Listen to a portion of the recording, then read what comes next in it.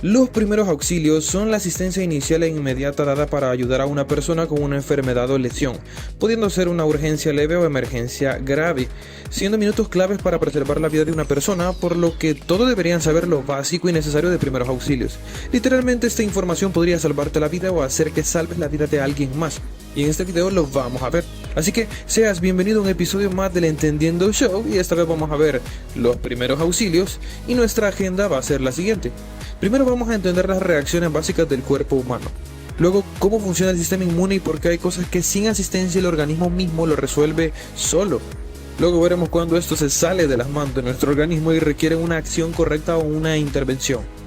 Esto nos va a llevar a la necesidad de entender cómo funciona nuestro sistema circulatorio, cuál es la diferencia entre ataque de asfixia, cardíaco, infarto.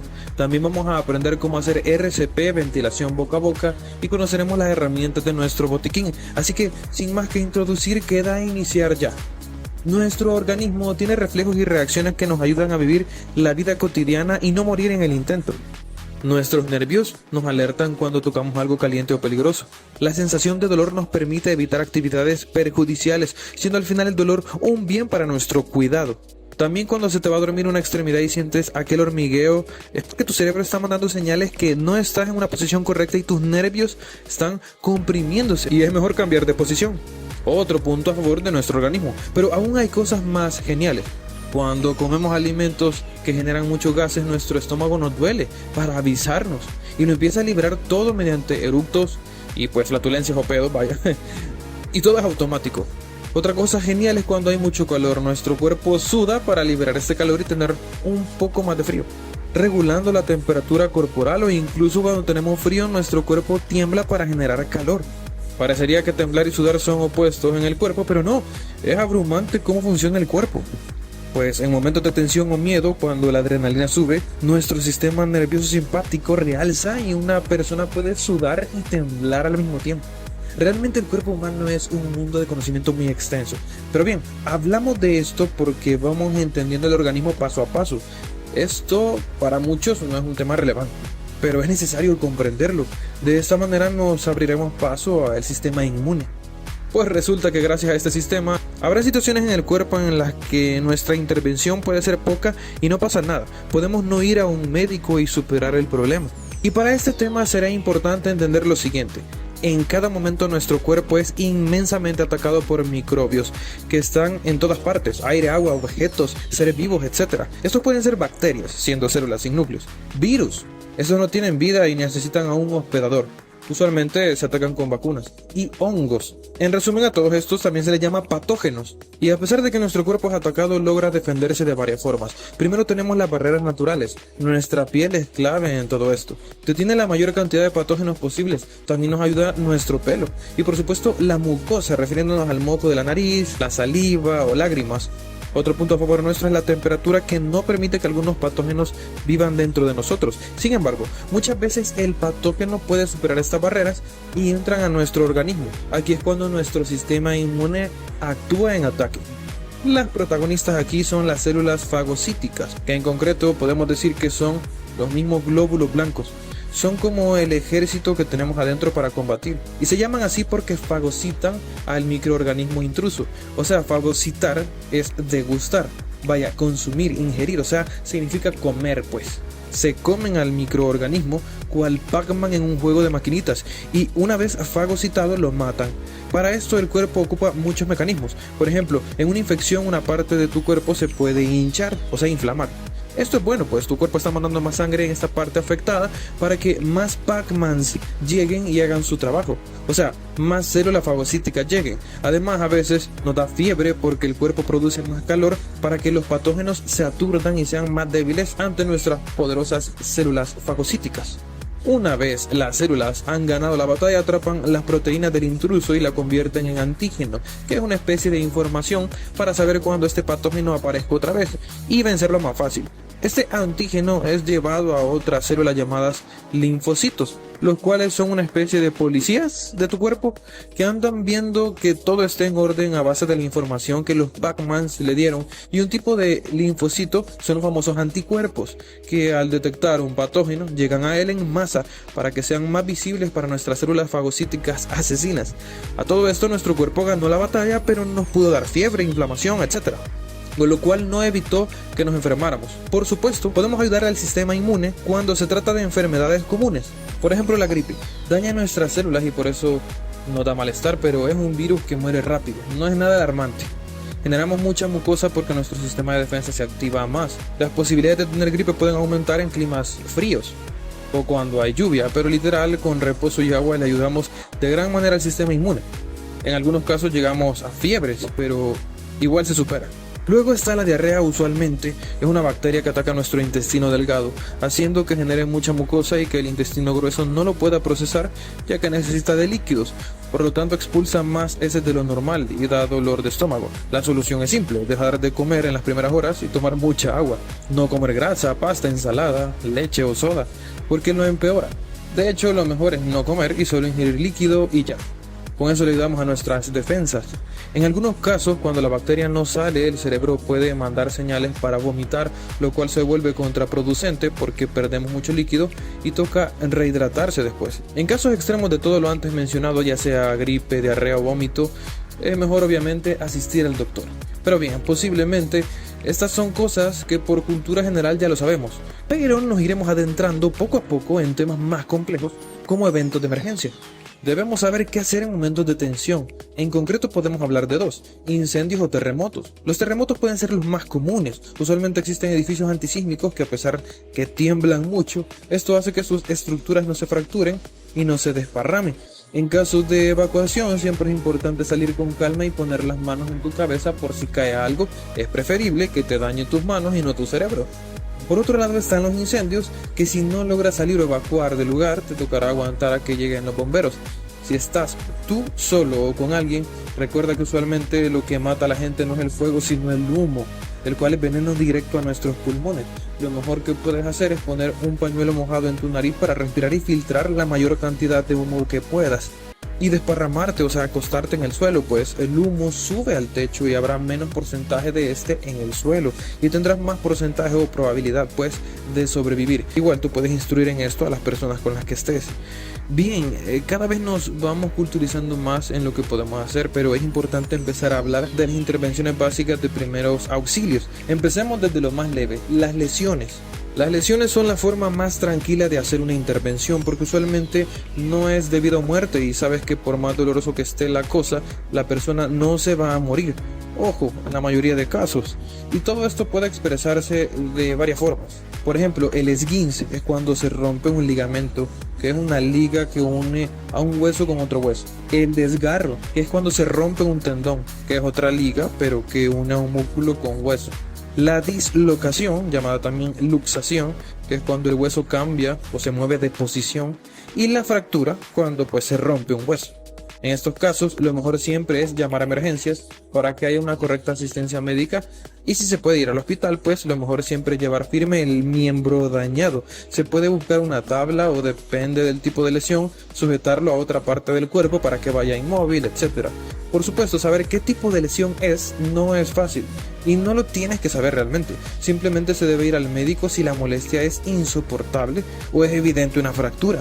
Además es importante que sepas que a veces la sensación de molestia es leve y aún así es una fractura. Eso también puede suceder. Así que bueno, usualmente cuando hay un golpe en un juego deportivo, probable solo sea necesario reposar y ya. Pero si tienes una pequeña molestia y persiste, lo mejor es que vayas a asistencias médicas. Existen otros casos de molestias más leves como el calambre, que por mucho esfuerzo el músculo se comprime y solo necesita estirar el miembro. O cuando te doblas un pie o una parte del cuerpo y el dolor es fuerte, pero solo necesitas reposar. Sea como sea, no abonaremos mucho a este tema, ya que no requiere mucha intervención y tampoco produce una angustia de no saber qué hacer y miedo a que se te muera el afectado. Claro, a menos que esté desmayado, pero de eso ya hablaremos más adelante. Hay situaciones de riesgo que son más abrumantes y retadoras. Quizás si alguien se lesiona tienes idea de qué hacer. pero cambia cuando hablamos de situaciones como envenenamiento, partos, ataque de asma o derrame cerebral. Aquí se pone más densa la situación, hay que estar informados para intervenir. Por ejemplo, el envenenamiento, primero lo que se recomienda es prevenirlo. Usualmente pasa en niños que se confunden y toman un líquido de limpieza creyendo que es una bebida sabor a jugo, usualmente porque los padres los ponen en botes sin rótulo, o aún peor, en botes con rótulo de algún jugo. Además, hay casos de niños que se comen hasta veneno de ratas creyendo que es un dulce. No se les olvide tener cuidado con esto y evitar que pasen estas situaciones. En el caso que el niño se envenene, hay que mantener la calma primero, obviamente, quitarle cualquier prenda ajustada que tenga por si hay alguna hinchazón y hacer lo que respire. La mejor herramienta en este caso es el oxígeno. A continuación, de forma inmediata debes identificar qué fue lo que lo envenenó y llevar al afectado al hospital junto con el veneno, para que rápidamente los doctores sepan qué es lo que tiene adentro y lo sepan tratar.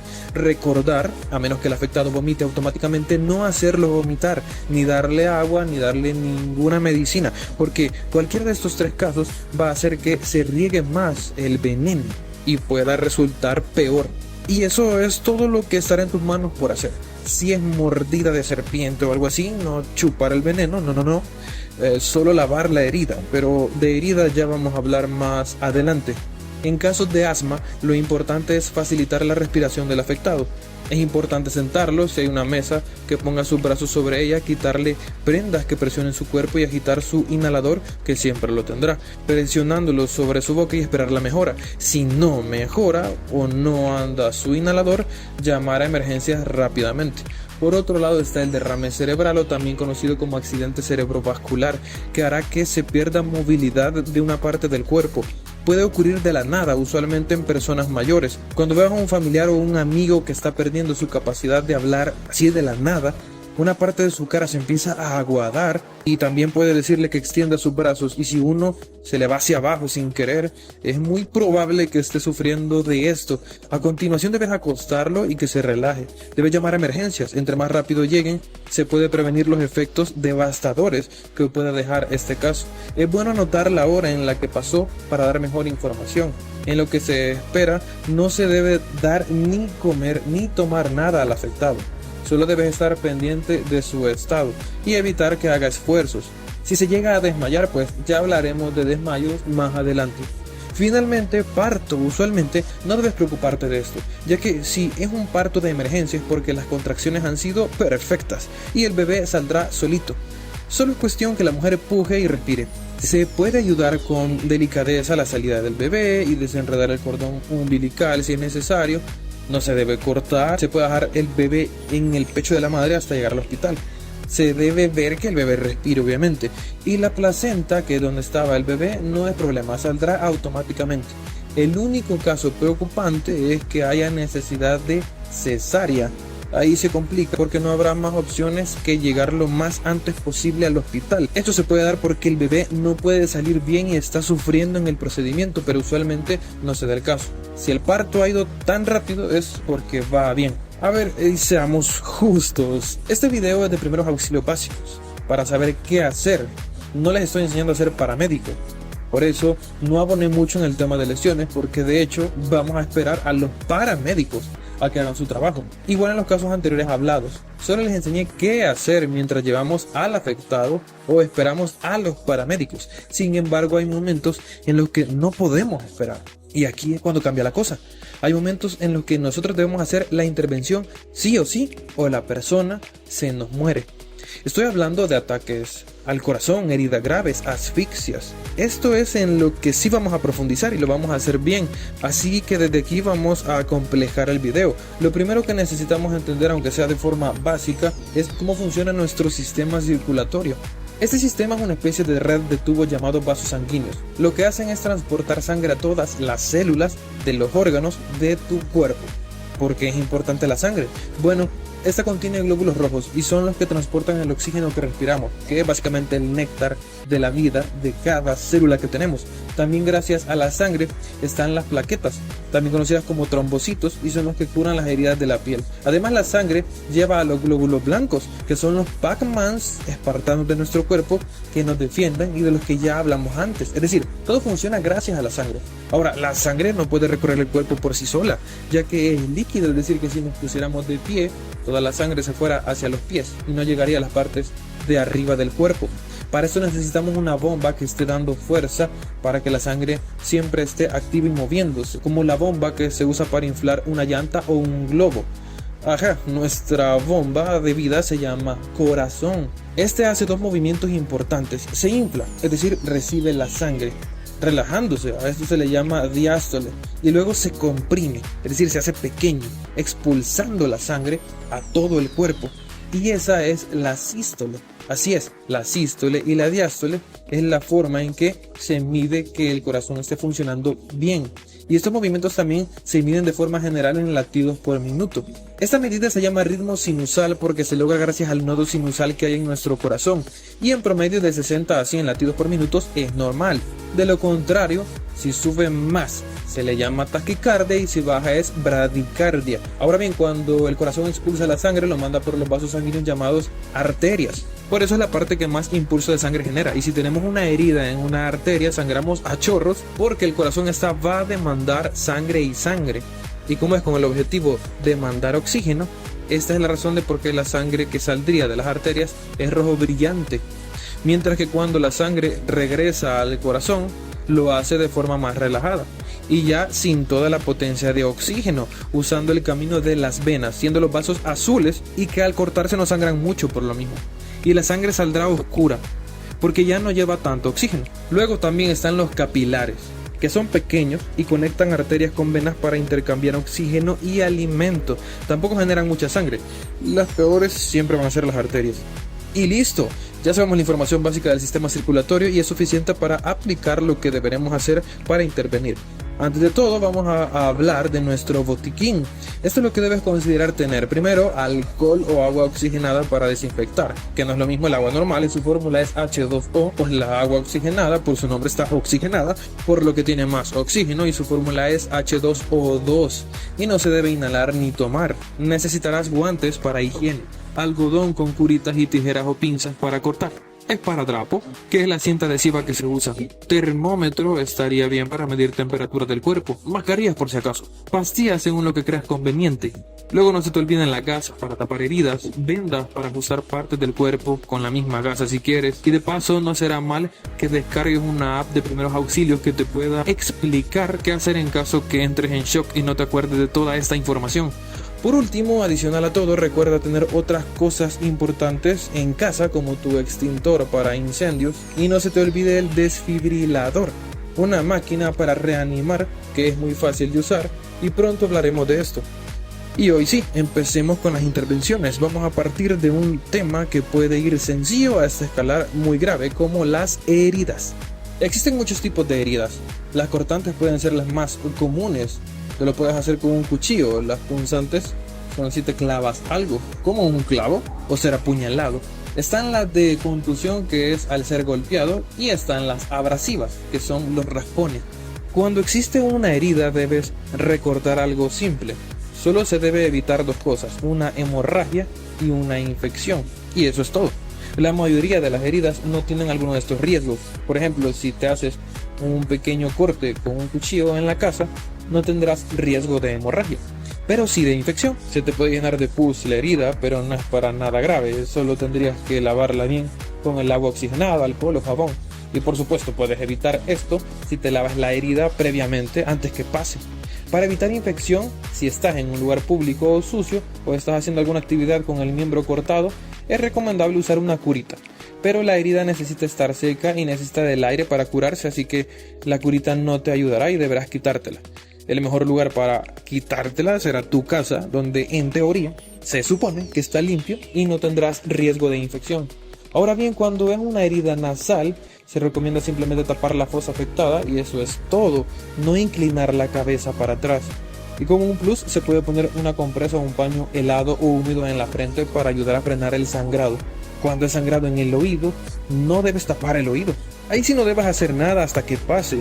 Por supuesto, en cualquiera de los casos, tanto auditivo como nasal, si ves que no para, obviamente, ve al hospital. Ahora vamos a otro tipo de heridas más graves, pero común, que son las quemaduras. Puede ser leve, como cuando vas a la playa, o más hiriente, como que te cae aceite en la piel, o grave, que es con fuego directo. Tus nervios sufren tanto que ni se siente. Aquí usualmente se pierde regeneración del cuerpo. Lo primero que debes saber es cuando tengas una herida de quemadura, debes echarle agua de inmediato, en chorro si puedes, y entre más helada esté mejor, pues el primer objetivo es atenuar, o sea, disminuir el calor. Puedes echarte agua hasta 10 minutos si es posible. Tu cuerpo generará ampollas de respuesta. No las explotes ni las quites. No te pongas ungüento tampoco si la herida es abierta. Luego de mojar la herida, sécala y cúbrela con una gasa. No olvides quitarte anillos o cualquier prenda que soque tu cuerpo, que lo presione, ya que después puede ser difícil quitarlo en el caso que haya alguna hinchazón. Lo otro que puedes hacer es subir tu miembro afectado para mejorar la circulación. Obviamente esto sí es un brazo, ya que una pierna no la puedes andar arriba y caminar al mismo tiempo. Luego ve al doctor si es herida grave abierta. Si la herida es de aceite o algo así, puedes dejar que tu cuerpo sane solo, pero no podrás evitar que te duela, obviamente. Ahora, saliendo del tema de las quemaduras, ¿qué pasa cuando te hacen una herida profunda? Aquí sí debes ir al doctor, obviamente, porque deben cosértela para ayudar al cicatrizado. Tu cuerpo se puede curar solo, pero va a tardar mucho y no es lo que quieres. Solo no olvides no ponerte ninguna crema ni nada en la herida abierta, pues. Lo que sí puedes es agua oxigenada, eso sí. Si la herida es punzante y tienes clavado algo, sí deberás ir al médico, obviamente, pero intenta moverte lo menos que puedas para que no te hagas más daño y por ningún motivo quites el objeto, pues este está presionando la herida para que no te desangres, es decir, que no haya hemorragia.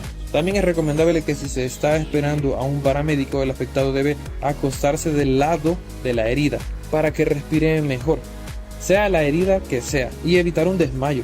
Si es herida de bala, no se te debe olvidar revisar la herida de entrada y de salida de la bala, que deberá ser limpiada. Si es mordida de animal, límpiala y ve al hospital para que examinen. Y obviamente lo mejor es que la persona esté vacunada contra la rabia y obviamente incluso contra el tétano por cualquier otro tipo de herida. Pues hay que evitar la infección. Antivacunas, por favor, ya paren. Si es herida arterial y escupe mucha sangre, presiona la herida para disminuir el sangrado en lo que vas de camino. Tápala si puedes con una gasa o lo que tengas con mucha presión. La idea es no perder mucha sangre, pues puedes desarrollar anemia por pérdida de sangre y recuperarla será complicado, requiere de mucha hidratación y alimentación. En casos que no pare el sangrado debes aplicar un torniquete. Y a ver, el torniquete es de esas cosas que hacen los paramédicos, pero tú debes aprender sí o sí también a hacer uno, porque puede salvar a alguien. Sirve para cerrar el paso de sangre de una parte del cuerpo y evitar sangrado. Y aunque tiene desventajas, de las que ya vamos a hablar, es sumamente importante en muchos casos. Con una venda o una camisa, una cortina, lo que sea que tengas a la mano, deberás hacer un nudo fuerte en el miembro afectado, una porción antes de la parte del cuerpo que está cortada. En este nudo deberás introducir un lapicero o un palo, y esto servirá como una tuerca y deberás girarlo como si fuera una llave que apretará tanto al miembro que quitará el paso de la sangre. Otra forma de hacer un torniquete más sencillo es hacer un nudo, pero no fuerte. Debe quedar sobrando espacio en la persona. Luego, por debajo del nudo, pasar el palo o lapicero y empezarás a enrollarlo. El mismo efecto se va a conseguir, pero al no estar amarrado completamente deberás mantenerlo con fuerza, si no la presión desaparecerá. Puede servir en casos de extrema tensión y miedo y que no te acuerdes cómo hacer el otro.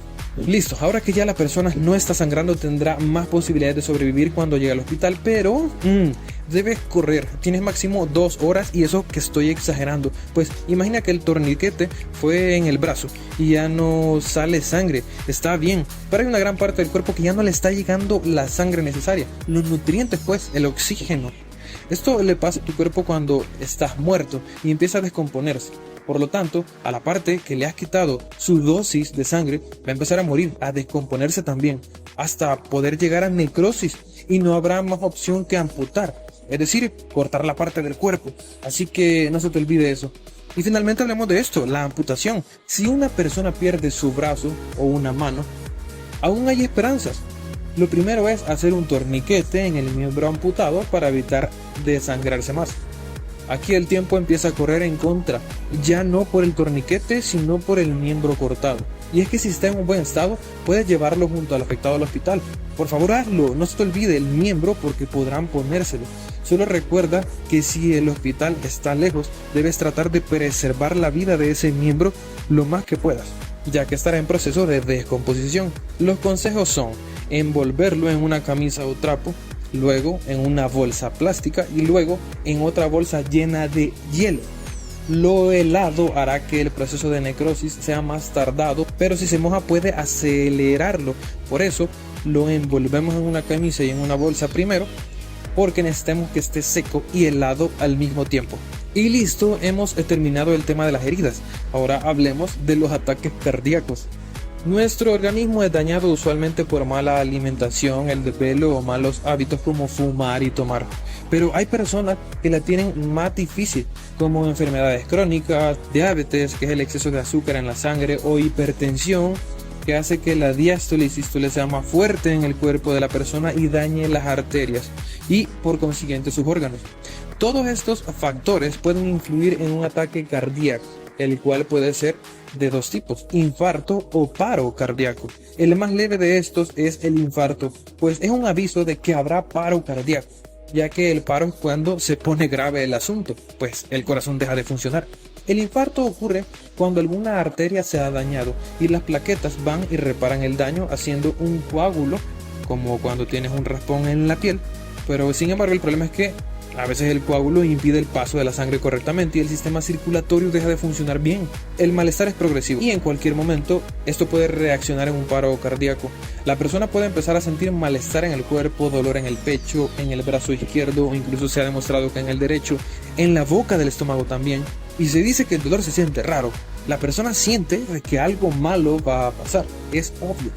Y lo mejor es guardar la calma, aunque parezca fácil, pero se debe guardar la calma, respirar profundo, es recomendable toser varias veces y sentarse de una forma cómoda. Obviamente lo mejor es llamar a urgencias. También ayudará a tomarte una aspirina, pues este medicamento hace que las plaquetas de tu cuerpo dejen de funcionar y así el coágulo se quitará. Ahora, si no se logra controlar, habrá paro cardíaco. Y ojo que este ataque puede llegar sin haber un infarto antes. Puede ser súbito, o sea, repentino. En estos casos hay un desmayo y la persona ya no respira ni tiene pulso. Así que bien, para hablar bien de este tema vamos a hacer un paréntesis previo en un tema que llevamos en cola desde hace ratos. El desmayo. Cuando hay desmayo usualmente pasa lo que se llama síncope, aquí dejando atrás problemas cardíacos, claro. Eso pasa cuando hay deshidratación, estrés, fatiga o poca alimentación. El cuerpo se cansa y necesita más energía. Los vasos sanguíneos se estiran, pero esto hace que la sangre no fluya bien y se empieza a ir abajo del cuerpo, a los pies pues. A la sangre le cuesta subir y el cerebro deja de percibir lo que debería. La presión arterial empieza a bajar. Puede haber hormigueo en la cabeza, nublamiento, mareo y de repente la persona cae desmayada. En estos casos, lo que hay que hacer es simple. La sangre está en los pies y debe volverse al cerebro.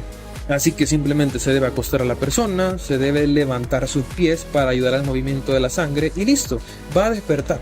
A continuación darle agua, ¿verdad? Un dulce para aliviar lo que necesite. Obviamente se le puede preguntar a la persona sobre cómo ha estado su día para saber más o menos qué pasó.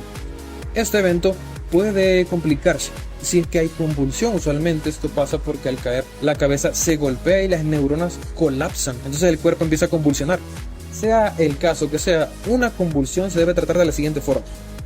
Debes quitar las cosas que puedan interferir en medio. Debes acoger la cabeza de la persona para que no se golpee más y no tomarla de forma dura ni brusca porque puede haber una fractura de cuello.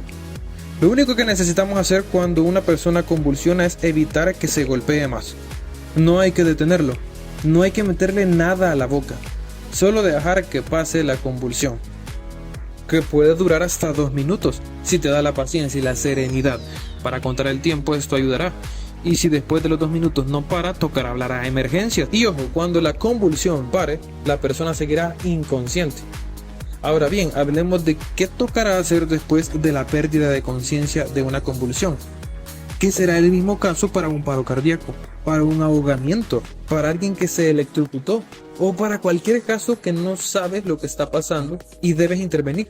Para esto está la valoración ABC. Esta valoración es para cuando hay una persona desmayada y se divide en 3 partes. La letra A es de alerta. Debes hablarle a la persona primero para ver si reacciona. Le hablas, le das palmadas, incluso puedes ejercer presión en una parte del cuerpo para que sienta dolor. Leve, claro. Si no reacciona, vamos a la sección B, de buena respiración. Necesitamos saber si está respirando. Esto lo logramos con la maniobra frente-mentón.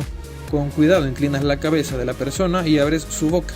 Esto porque a veces hasta su propia lengua podría ahogarlo.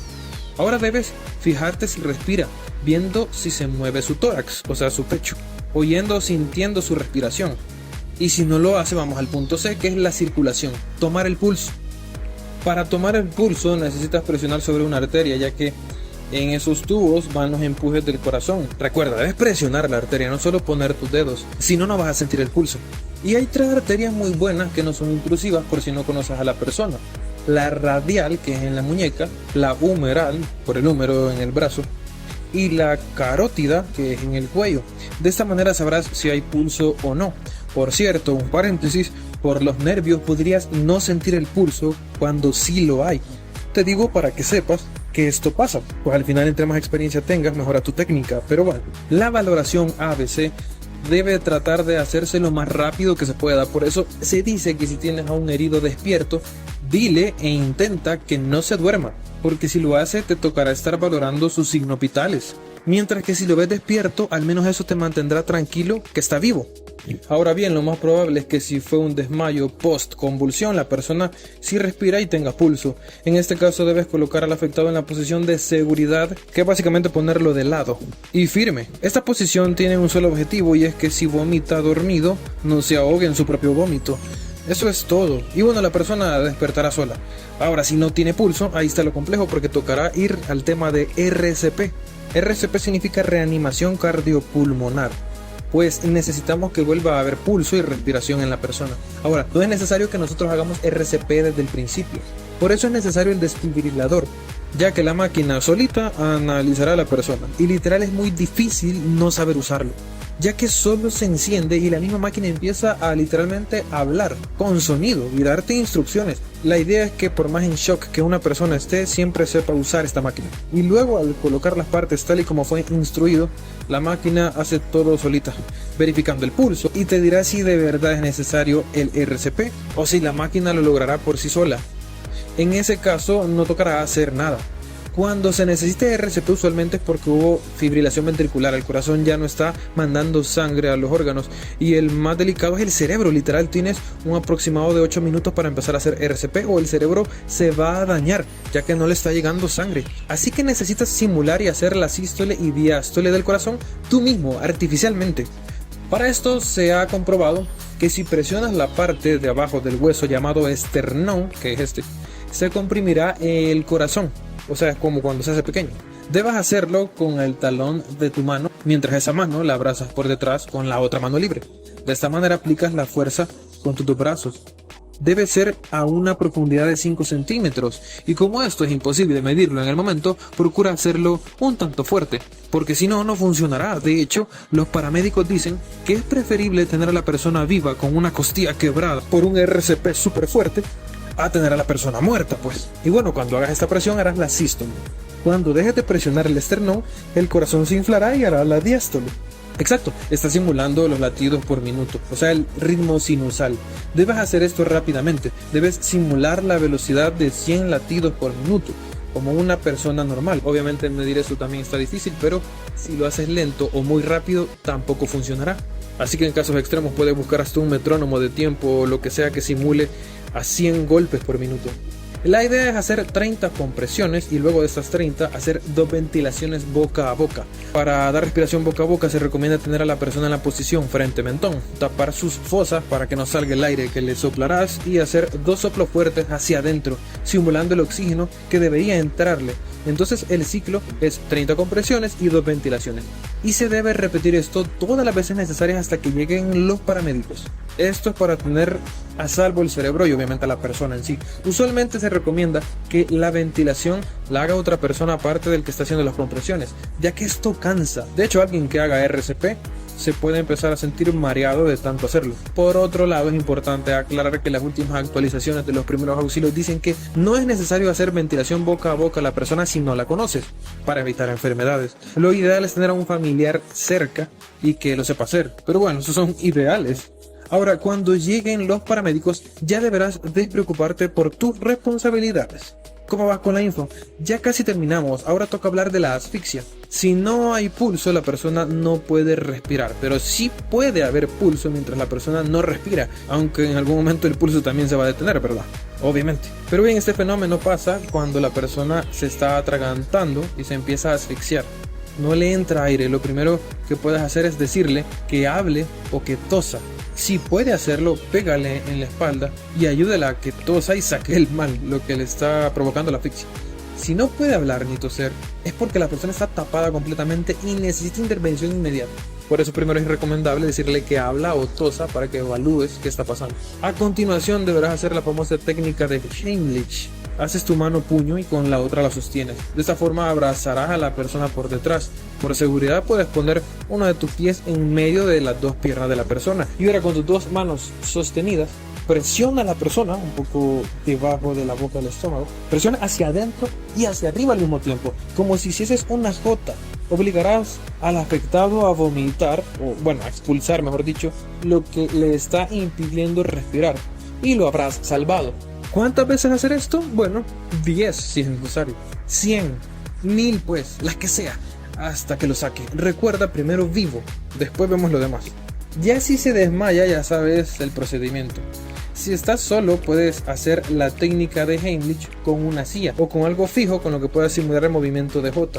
Y siempre debes usar tu puño, porque si lo quieres hacer tú solo con tus propias fuerzas, no lo vas a lograr. Y otro punto importante es tener cuidado con personas delicadas. O sea, todas estas técnicas que hemos aprendido son igual aplicadas tanto embarazadas como niños. Obviamente da más miedo y hay que hacerlo con cuidado, pero al final es necesario. Pero sí cambia la técnica cuando es para bebés, ahí sí cambia. En asfixia se hacen compresiones con el talón de la mano en la espalda del bebé, cerca de la posición entre los huesos llamados omóplatos, que puedes ver en la imagen.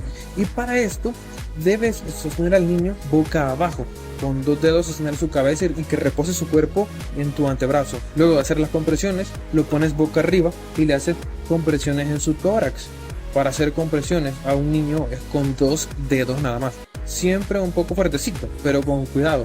El ciclo es de 5 y 5. 5 compresiones en la espalda, 5 en el tórax. Si se le hace ventilación en caso de paro cardíaco, recuerda que no debes ponerlo en la posición frente mentón, ya que su cuello es muy delicado. Simplemente haces la misma idea con su cabeza, pero la levantas súper leve y con mucho cuidado. Y listo, para ir finalizando, aquí te van unos consejos importantes que debes saber de emergencia. Recuerda, antes de llamar a emergencias, siempre procurar estar seguro, tanto tú como el afectado, por si es accidente de tránsito, objetos peligrosos en la casa, etc. Recuerda que si no sabes el número de emergencias médicas, puedes llamar al 911 y ellos los contactarán por ti, pero obviamente alargarás el tiempo de espera. No se te olvide también que todos esos servicios son gratis, te funcionarán aunque no tengas saldo o servicio en tu teléfono pagado. Si un familiar se va en ambulancia, procura no irlo siguiendo, puede ser peligroso. La ambulancia permitirá un acompañante, o si no, pues por tu cuenta puedes llegar en carro al lugar. Si vas manejando y ves que una ambulancia se acerca con un camión de bomberos, es tu obligación dar el paso, hazlo con cuidado y no te estreses. Cuando una ambulancia va hacia la emergencia, usualmente va súper rápido, y cuando ya lleva al herido, va a una velocidad moderada, pues para no afectar a los paramédicos que van atendiendo a la persona adentro. Además, si la ambulancia frena bruscamente, puede afectar a los paramédicos en su intervención. Así que el conductor tiene que tener mucho cuidado y los que van manejando tienen que cederle el paso. Todos estos eventos son altamente estresantes, por eso debes saber que también existen los primeros auxilios psicológicos llamados y mejor conocidos como PAP. Claro que un psicólogo podrá desempeñarlo mejor, pero aquí te va el protocolo para que sepas cómo funciona por si no tienes de otra en algún momento y que toca usarlo. Esto es más que todo para darle seguridad a una persona afectada. El protocolo se llama ABCDE. A de escucha activa, escuchar a la persona y entender su situación. B de ventilación, aunque yo sé que va con V, pero es así. Y esto se enfoca en los casos en que una persona está llorando mucho, está alterada, está descompensada. No te voy a mentir que esta parte lo mejor es que lo haga un profesional totalmente. Pero la idea es dar un entrenamiento, dar respiración para que la persona se pueda calmar. La C es de categorizar prioridades. Se debe entender qué es lo que la persona necesita en el momento.